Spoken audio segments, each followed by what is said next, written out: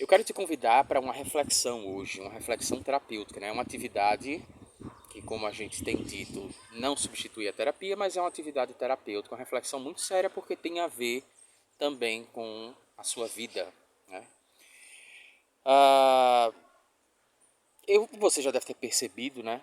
O quanto que a gente tem discussões, a gente tem brigas, a gente tem problemas, na verdade, que são problemas que muitas vezes poderiam ser evitados se as pessoas não tivessem dificuldade em olhar para dentro de si, não tivessem dificuldade em aceitar que não são perfeitas. Veja, eu não sei se você já percebeu, mas o resumo basicamente das discussões, da grande maioria das discussões e aí eu estou falando também entre casais, mas estou falando entre irmãos, estou falando entre pais e filhos, entre amigos. Geralmente as discussões se iniciam da seguinte forma: uma pessoa fez algo que a outra considera que foi errado ou que foi injusta, né? E aí esta pessoa tenta comunicar para esse outro que aquilo que ele fez foi errado. E o outro simplesmente entra numa defensiva e recusa aquela percepção, ou seja, tenta se defender e diz que não está errado. E aí fica um tentando provar que está errado. Às vezes a discussão se intensifica, né? Uma pessoa dizendo, não, quem errou não foi eu, quem errou foi você. Então, assim, eu não sei se você já parou para pensar a dificuldade, né, que a gente tem de assumir os nossos erros, de assumir que nós somos falhos, de assumir que, sim, a gente erra. A vida fica mais leve quando você percebe que você não tem a obrigação de ser perfeito ou de ser perfeita. Você não tem a obrigação de não falhar. Você pode falhar, você pode chorar, você pode se equivocar, você pode ser injusto às vezes com algumas pessoas sem perceber, obviamente. Você pode, porque você é ser humano, você tem direito de errar. E eu estou comentando sobre isso porque quando a gente faz o movimento de olhar para dentro da gente, fica mais fácil aceitar os nossos erros. Fica mais fácil sair desse lugar, por exemplo, de defensiva, né? Fica mais fácil, a gente consegue entender muitas vezes o quanto que a gente foi injusto com determinadas pessoas, o quanto que a gente falhou com determinadas pessoas, e a gente acaba se aproximando de uma possibilidade de corrigir isso, simplesmente porque eu aceito que sou falho, eu aceito que eu errei. Muita gente fala isso da boca para fora, mas quando a pessoa é confrontada com esse erro, a pessoa entra no modo defensivo dizendo, não, eu jamais, todo mundo pode falhar, mas eu não falhei. E muitas vezes sim, a pessoa falhou. Muitas vezes a questão não é nem sobre estar certo ou sobre estar errado. É sobre, vamos tentar encontrar uma forma de conviver melhor, né?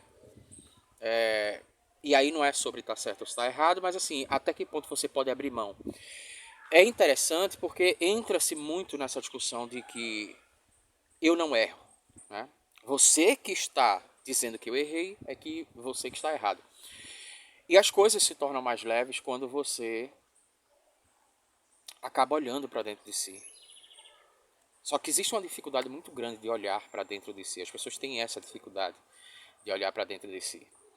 Eu queria te contar uma história que eu acho que deve ilustrar isso muito bem. Imagina que numa cidade muito distante, né, tinha um castelo. E nesse castelo existia um espelho.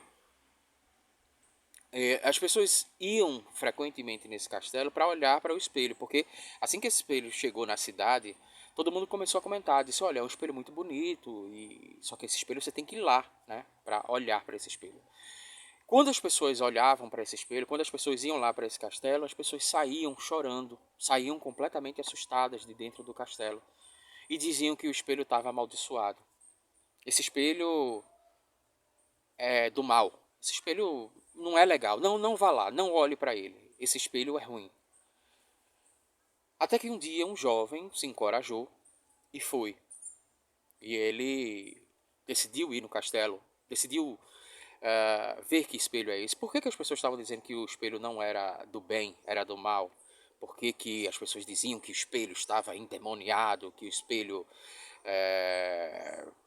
deveria ser esquecido, né? Que as pessoas não deveriam se aproximar desse espelho. Assim que ele chegou, ele percebeu o motivo. Na verdade, esse era um espelho completamente diferente.